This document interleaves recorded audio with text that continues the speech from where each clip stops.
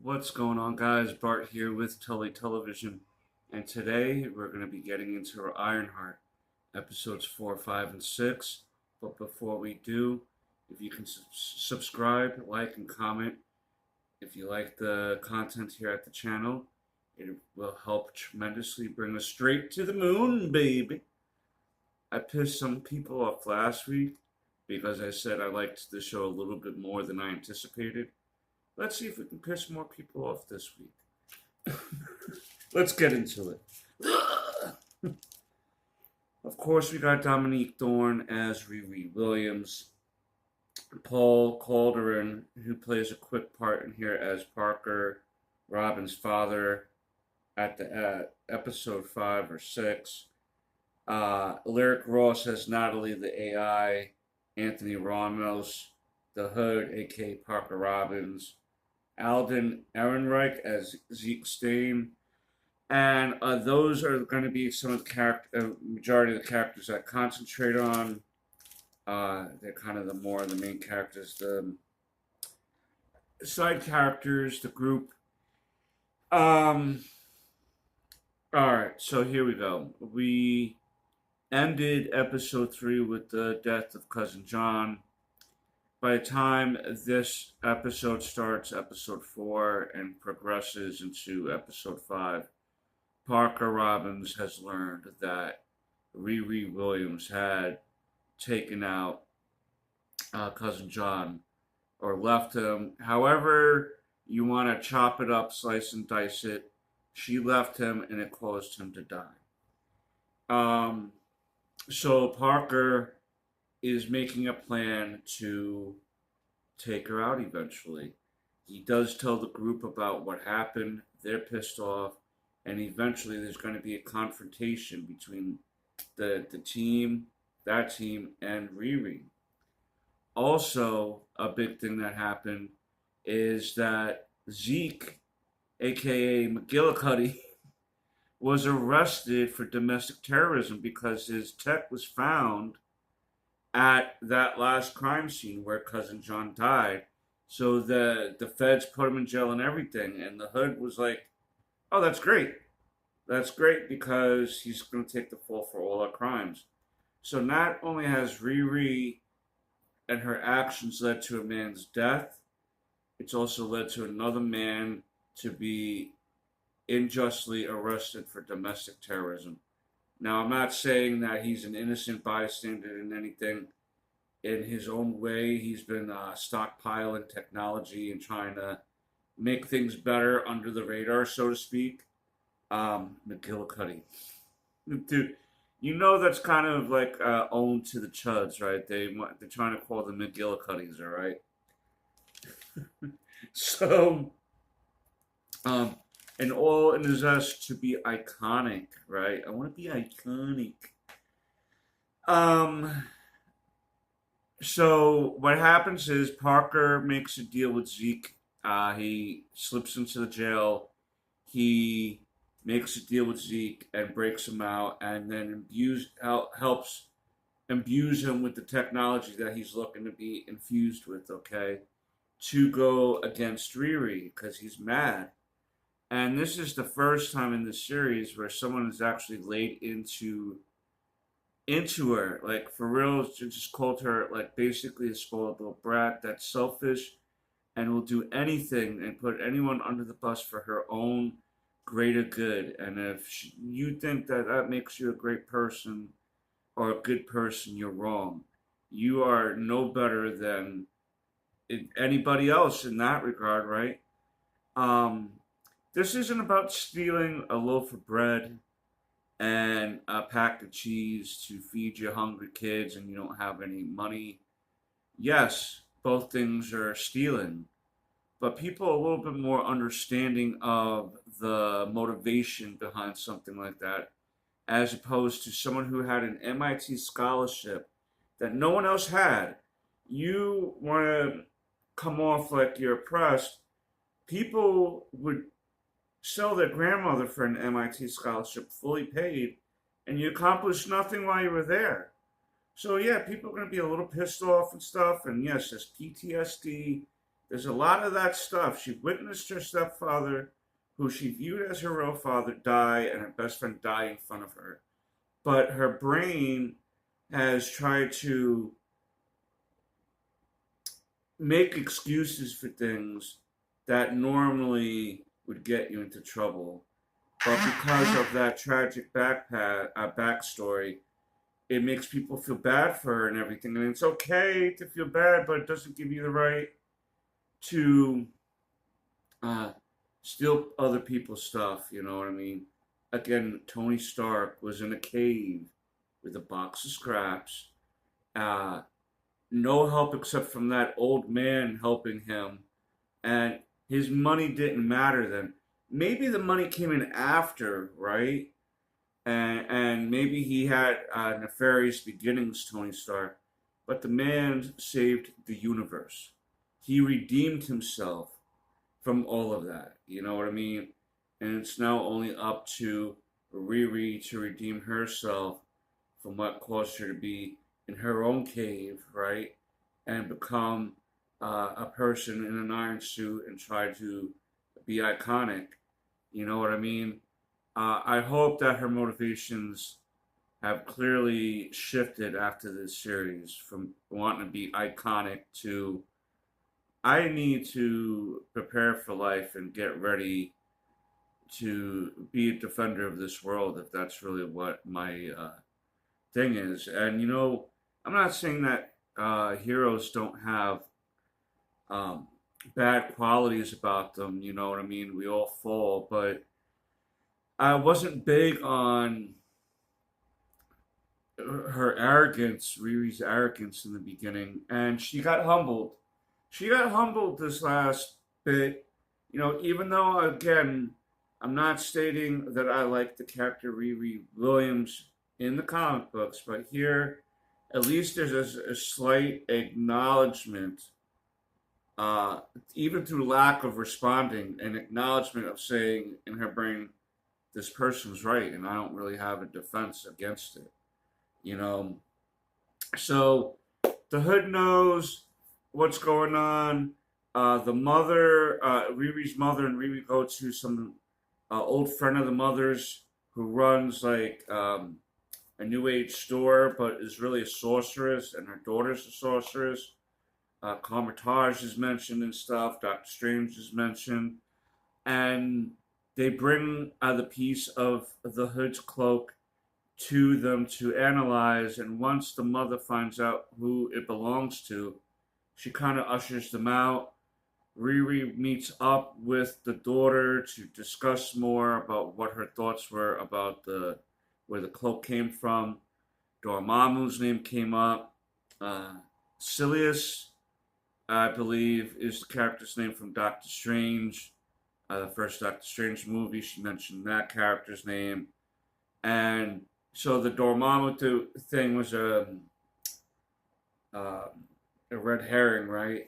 And this is when Parker's gang meets up with Riri to take her out.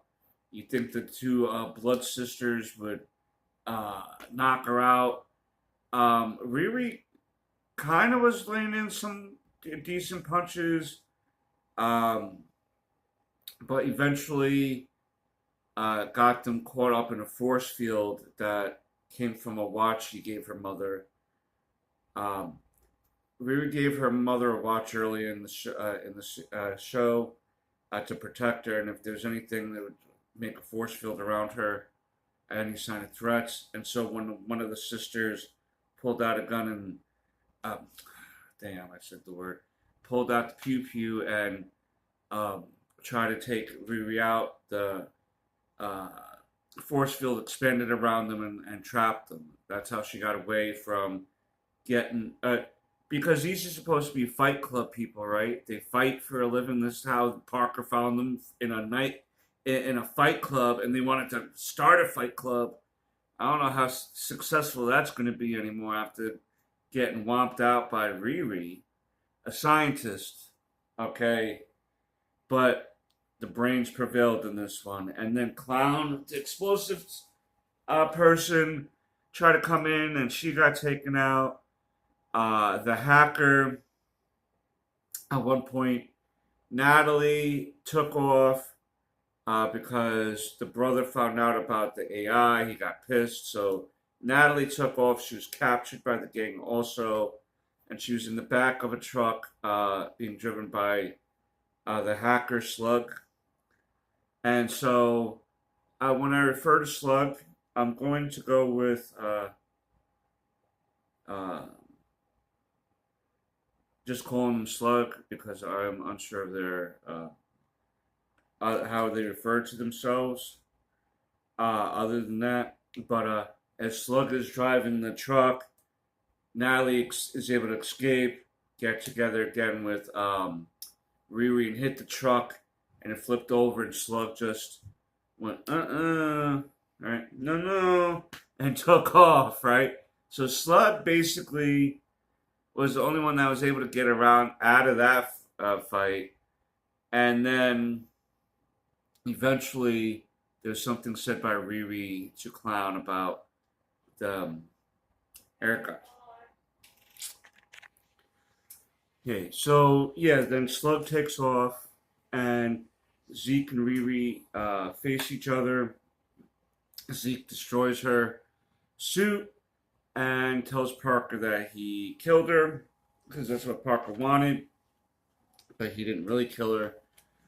And Riri finally breaks down and tells her mother everything, tells Natalie's brother everything, and basically is humbled and is asking for help. And what happens is the mother buys the father's old Barracuda that Riri sold for money to put into the suit, and they transform the car into a suit.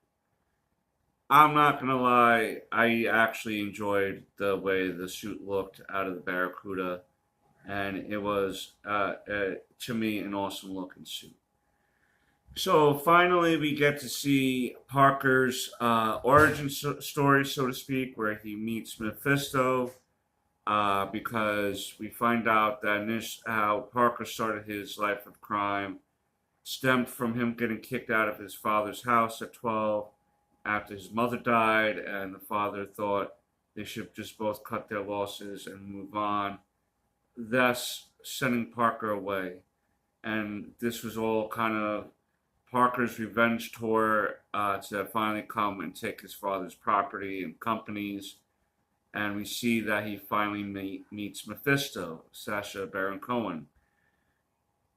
Now, we do get a slight look at Mephisto's real form in the reflection of some silverware, but primarily Mephisto looks like a human. And then so we see the making of the deal, and all that.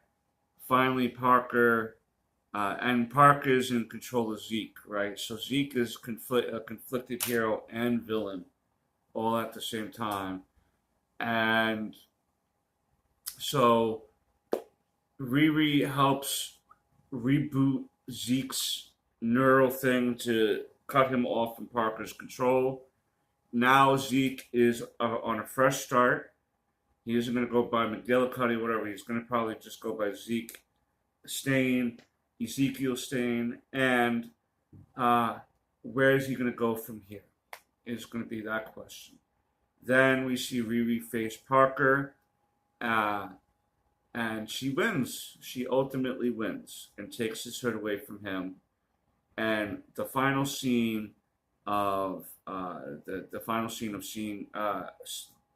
episode 6, sorry, is Mephisto confronting her, kind of in a similar way that he did Parker at the pizza place, and offers her greatest wish if she will join with him.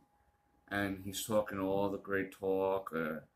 You're gonna get more honey. You're gonna get more flies with honey than you are gonna with vinegar. Okay, and so she's thinking about it, and then we see Riri kind of in the future. There's like magical symbols on the floor, and Natalie's there, and it's going back and forth to the deal making and that future where we see Natalie standing there. We don't know how she got there, And the last bit is you see Riri kind of reaching over as if she's going to make the deal or not, but we don't know. And that's where the series ends, except for the post-credit scene, which is Parker finding that magical shop that Riri and her mother initially went to and asking for the stuff in the back, and then that's where that ends. So that's where the Hood story ends. That's where Riri's story ends for the moment. And supposedly there's going to be a Strange Academy show that may continue Riri's adventure with her new sorceress buddy there. They might be lining up for the champions down the road. We may see them there. But again, I'm not the biggest fan of certain things with this show, but there are some good things I took away from it. I think Anthony Ramos's character, the performance was one of the best in the show. Riri grew on me a little bit after she was allowed to be humbled and let herself be humbled before the people, so to speak, that she hurt. So that gave me a little bit of respect for that version of the character, and I enjoyed, even though it's not as much, I enjoyed Sacha Baron Cohen's Mephisto.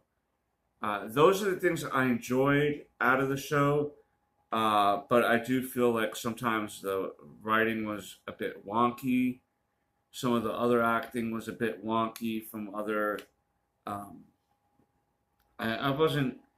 I thought the gang that she was in with Parker was. I got it, but then at the same time, I just didn't have a real connection to them. The characters I mentioned are the characters I felt like a more of a connection to. I enjoyed her mother a little bit because the mother was trying to be there for her. But those are my thoughts about Ironheart. You let me know down below what you think. And until next time, peace, Snookums.